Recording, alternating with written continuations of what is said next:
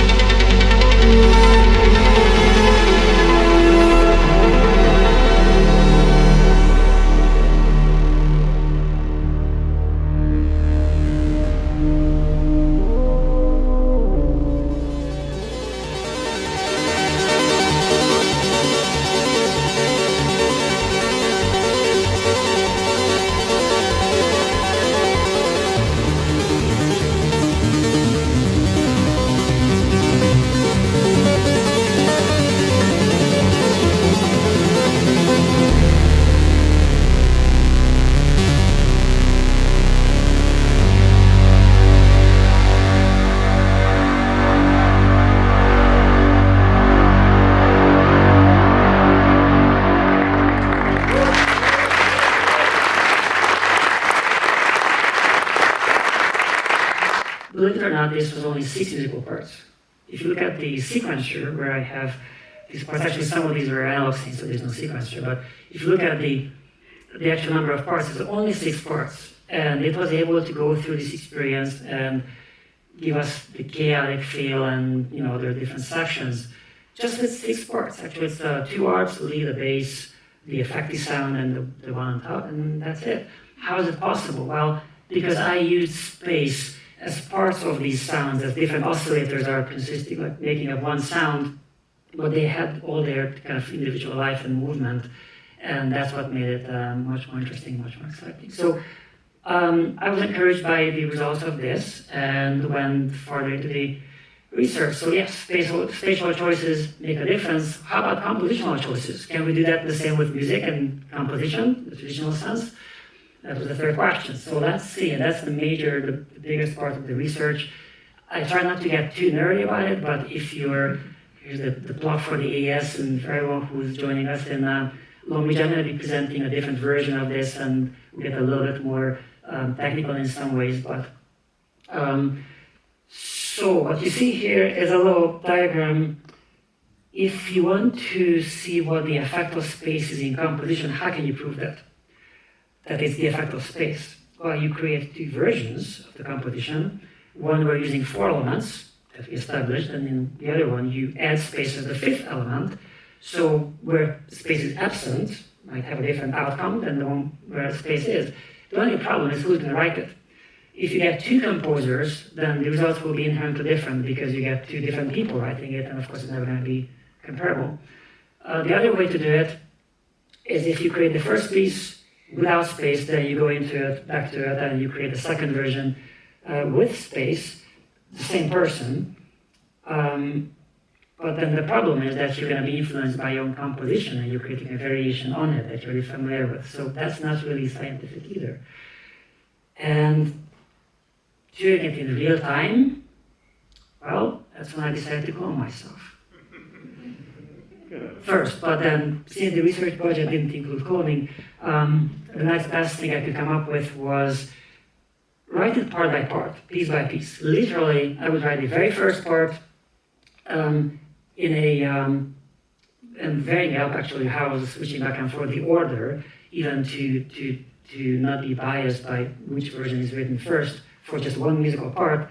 But I would write it in one session and in a DAW, and then I would switch over to another session. One session was stereo, just traditional, and the other one was, of course, an Atmos session using the render. I used the external render for this.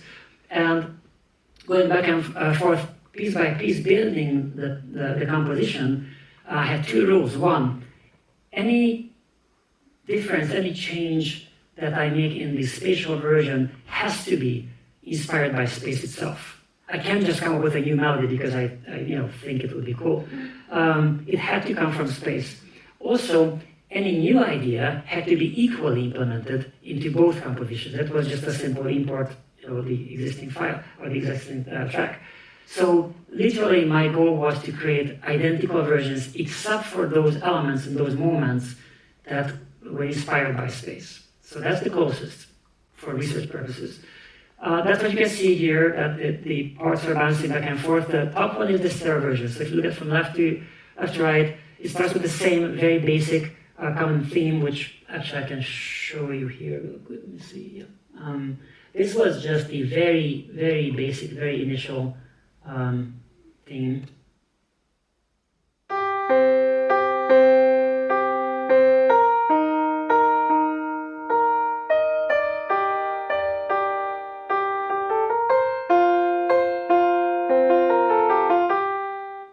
That's it. Nothing really too exciting, but it's a good start. And that's what I had when I created these two sessions, and then I was working back and forth. Now the second challenge is once the composition is done, how are you gonna play it for focus groups? Because if you play, I call the immersive or the spatial composition that's in the bottom row, if you play it in Atmos, but then you compare it with the stereo version that's played back in stereo, I wasn't like the Atmos version works, so that's cheating. So I had to create a stereo direct re-render from the Atmos mix. And by the way, in the mixing stage, there was no change made, no spatial, nothing. So the mix was just really EQ, compression, fundamentals, equally used in both sessions. So when you create the fold down or the re-render, then you have this spatial composition. The content is the spatial, but in a stereo presentation. And the stereo one I had to upmix into Atmos, so it can be also played back in the Atmos system, which I did by literally copying automation from the spatial mix. So again, we're not cheating there, we're just applying for the same instrumental parts that were conceived in stereo in the spatial mix. Hopefully that makes sense. The whole point of this is to create really apples to apples comparison, where the focus group's task was to ignore the way it sounds and really focus on just content. They're only comparing musical content. This is the MIDI session. So you can see that spatial automation, which is just basically objects and whatever else, can be applied just as easily into a sequencing session. It doesn't necessarily need audio files. You can just do it with virtual instruments and whatnot, and it's playing back live, which is also fantastic. I have to say that the latency would be a problem, but it's actually not. And I use not even the built-in, but the external render, no issues with latency for composition. So that was really, really nice. This shows the render that I was running. So I was, of course, the whole point was that I was monitoring in immersive when I was working on that. In that session, I was monitoring in stereo when I was working in the stereo composition. So part of the process is that you're actually in that space when you're composing. On the right side, that's the I/O binary render. So I used both 714 setups during composition and also binaural. Sometimes I switched to that using the I/O. The I/O is like basically in-ear monitors that are custom molded for your ears, and amazing binaural experience. So that's their render there that you see. This one shows how these MIDI tracks were turned into audio. They were just like basically turned into audio with the virtual instruments. The exact same spatial automation applied to it. That's just kind of used from the MIDI session. So nothing really changed in there. This is the mix session itself. You can't really see the plugins, but no other processing was done here. That very basic, compression, dynamics processing, EQ, reverb, a little bit of delay, and that's about it. Nothing really fancy. So that was so that again the two versions are identical. And literally from one mix, I imported these plugin settings into the other session. So they are really, really identical. We're gonna hear both. They're gonna have the same RMS levels. So we try to make it as scientific as possible, not to influence the focus groups. This was final quality check. That's actually the I/O that grown on the left side, and then on the right side, it's a 64 speaker system that was connected to Atmos, and that was part of the QC process. Of course, there were two studios that are 714. So again, we made sure that everything is as comparable as possible. And with that, let me play both of these for you. I'm not going to tell you which one is which.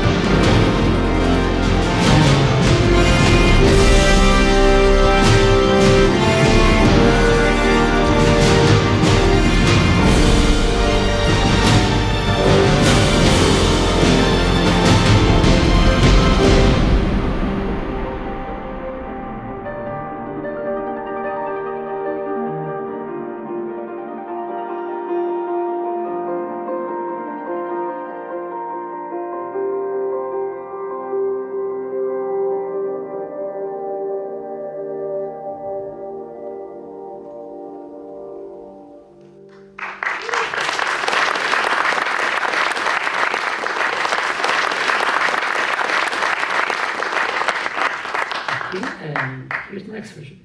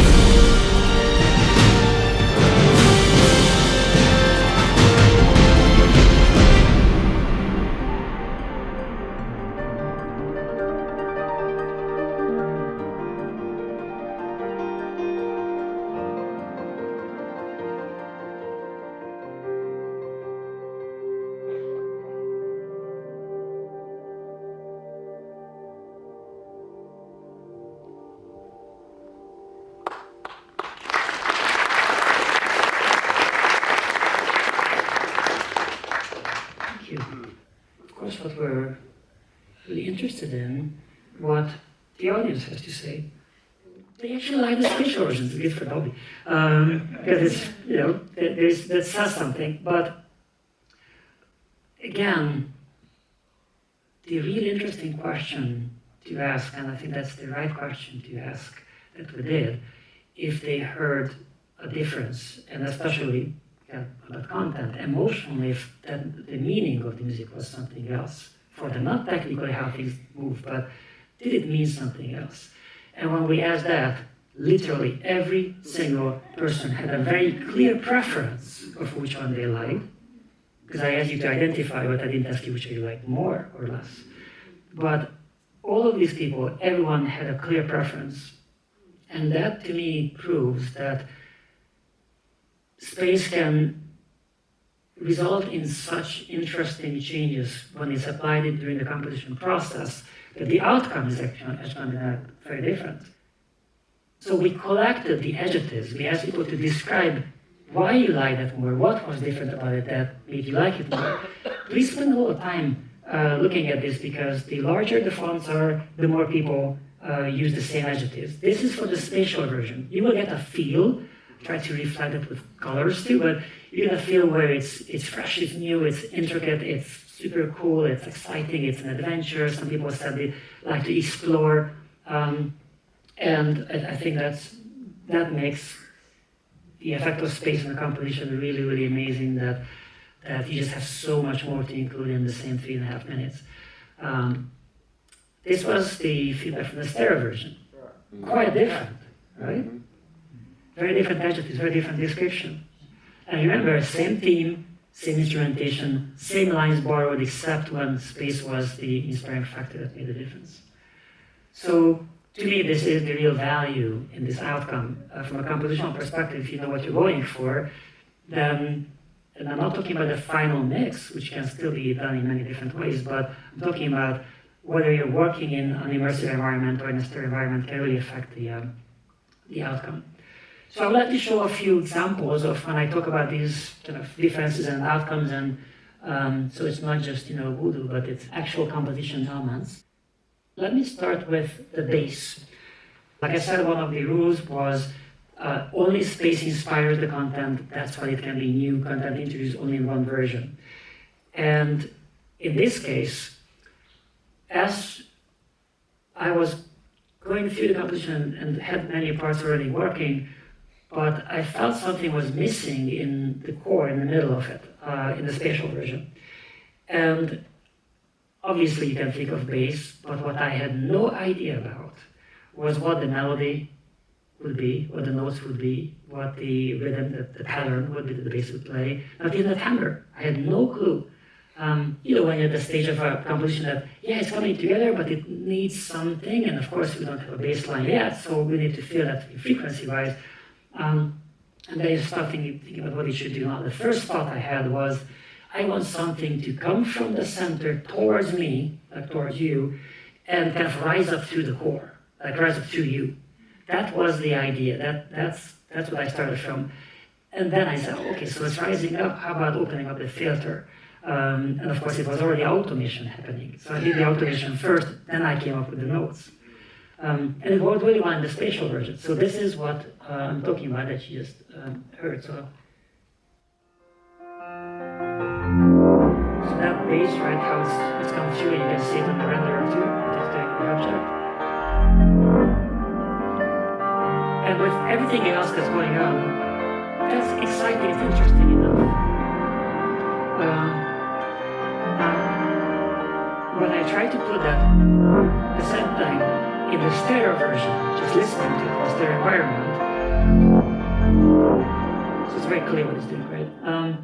In the stereo environment, it really didn't make sense. It didn't feel, it just didn't actually fill the hole that the bass should, because there wasn't that much going around to pay attention to. And so I had to opt for something that's a little bit more active in the stereo version, more traditional. And that was the more traditional bass. It could be a bass guitar, could play it, a synth can play it, doesn't matter, about the instrument. Just going along with the harmonies, supporting a typical role for the bass. Very, very different, right? So the more edgy, interesting bass, which actually a lot of people in the focus group called out that they really like the bass, the sweeping bass, came from a spatial idea. So that's what I refer to spatial composition, when it's the motion, the spatial movement and location is that inspires the idea in the composition. None of these examples that I'm showing you would have materialized without the use of space. The way the piece starts, did you notice the piano? It's the spatial version. One note with the octave on top, but one note. But it's interesting enough because it's moving around, right? It's kind of things. In the stereo version, and I don't want to mess with the renderer now to play it in stereo, but in the stereo version, the same thing was so boring for a long intro, really not working. I had to add something, a melodic component, to make it a little more interesting. I imagine this is stereo, right? Makes sense. This way it's a little bit more interesting because it's playing back and forth doing these alternating intervals. So this is kind of the effect again when we're talking about space at the composition stage. This is the effect it can have. The last one I will show you is I said we're going to come back to these last, and the reason I want to do that is because now I'm promoting spatial composition so much here that I have to show something that worked for me in the stereo version better. And we'll see if you agree with that. But that's the last that was coming up, you remember, on the sides? When I didn't have that in the stereo version, I came up with those connecting notes, those tapping notes that just leads you to the next harmony and the next downbeat. Those little connecting notes were not supposed to be necessarily melodic, but they were kind of playing a little bit of a counter melody to everything else that's happening. So they became a secondary melody, even though they're just like an extra low, color in the whole arrangement. But they brought this melody with them.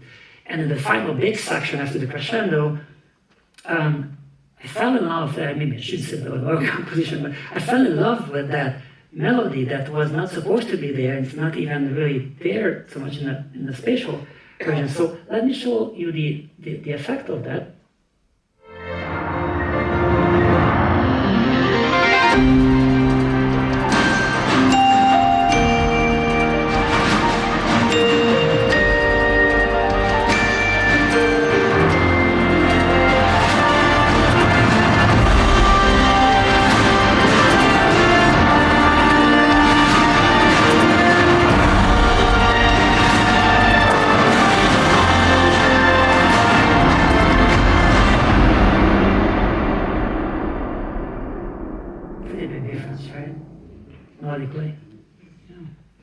And with that, what do we do with this?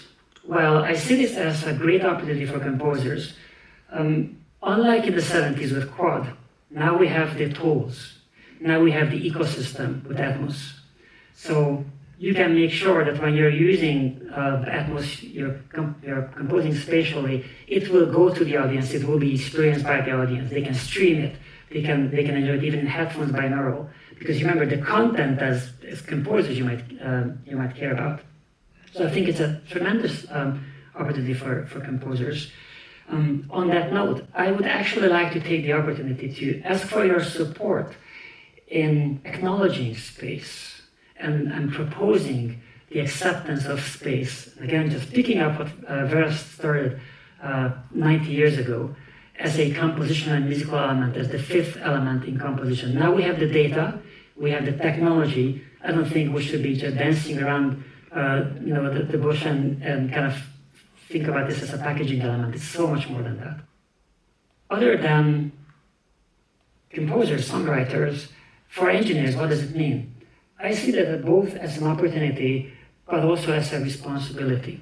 Because this all comes from concept. If space is content and that comes to your studio, I would expect if I take a concept to your studio, it's not going to be rewritten, but it's going to be listened and understood. So I really encourage conversations with clients. If they have a concept, I think us as engineers, other than just really making the guitar fly over the place, really should understand that there might be a meaning behind it. Now, if the artist doesn't have a concept that they bring to you, and you want to add that content, maybe it's a conversation about royalties.